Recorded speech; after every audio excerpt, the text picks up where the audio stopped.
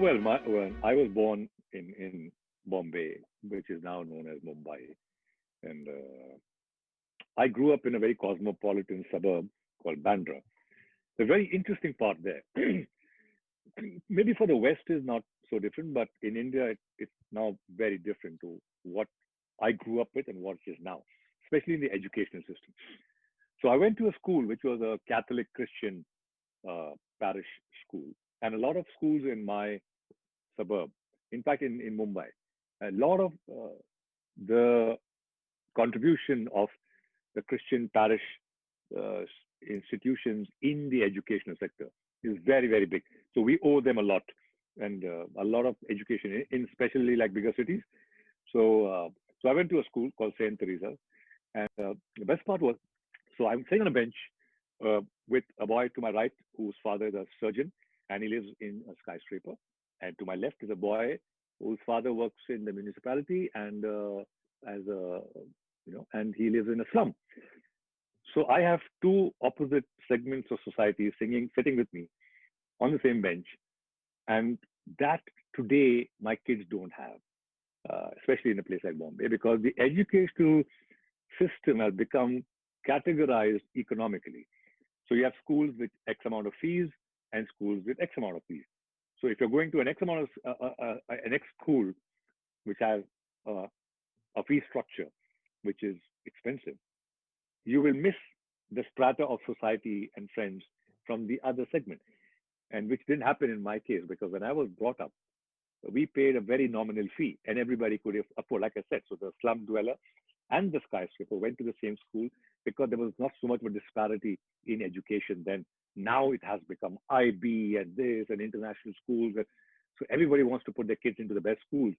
And the kids miss out on this homogeneity, this kind of mixing, and it's I think amazing. Which now my kids don't have that.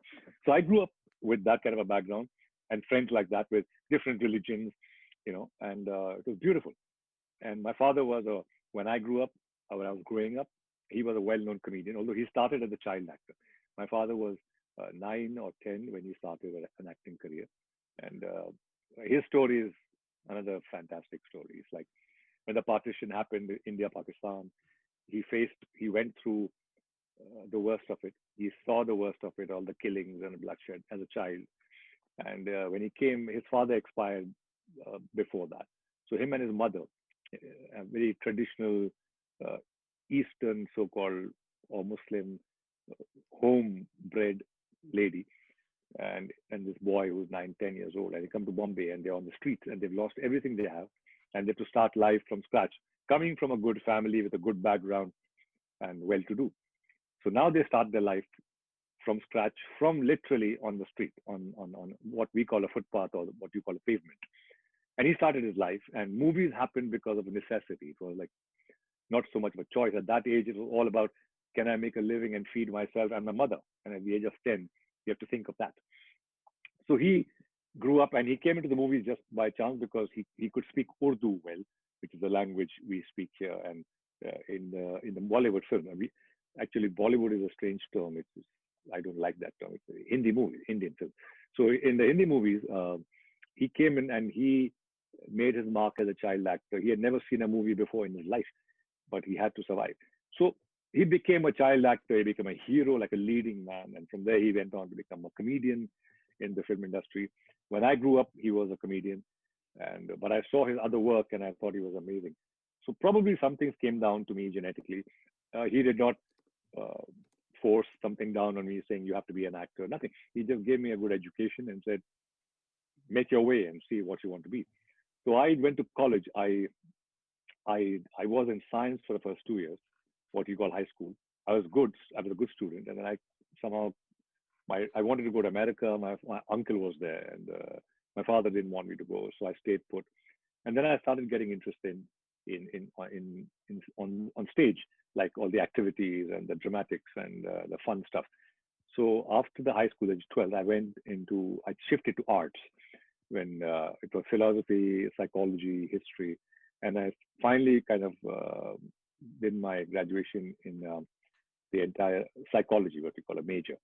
But by that time, I was well into being an entertainer, dancing, but a bit of modeling, a bit of theater. So I was already there, and I didn't know. I had no plans for my future. It just beckoned. Then so I got an offer, and somebody called me uh, from the industry saying, uh, "Would you like to act in a film?" And I was like, "Okay, fine." Same thing happened with my father, and it happened to me. It's not that I use my father. My father didn't tell me, "Now here's my son. Please take him in a film." No, I had won the All India. It was called the All India Freestyle Disco Dancing Championship. So I won that in 82, 83 or whatever. And then they wanted a very good dancer in this particular film, which I am speaking about, called Mary Jung. And so I was launched as a bad guy, the villain in that film. But he's a bad guy who dances very well. It didn't happen in Hindi movies. Only the hero, the good guys dance. The bad guys don't dance. So this was a kind of an aberration in a way that away from the norm. So I was the first bad guy who danced very well, and then my career took off from there. And then I flowed with the current wherever it took me. Like I said, I didn't know, I didn't have definite goals or aims that this is what I be, what I want to do. Life just took me, like it did to my father. Destiny. I believe in that in a way. Yes, you have to work hard, you have to give it your best. But there is something called destiny, and when you look back, like so Steve Jobs, I remember one of his speeches. He said, when you look back and you'll realize some things happened which you didn't think about, and then the dots connect. And that word which says the dots connected. When you really look back and say, I did this, why I did this, this person called me here, I went there, I did, and they all connect somewhere to where you are today. And it's quite amazing that the dots do connect. If you are genuine in your heart and you're working hard, your intention is good, somewhere they'll connect. So yeah, so that's what happened to me, and here I am. I've been in the industry now 35 years, and if you combine advertising, then I've been in the industry for 40 years. So yes, that's my story.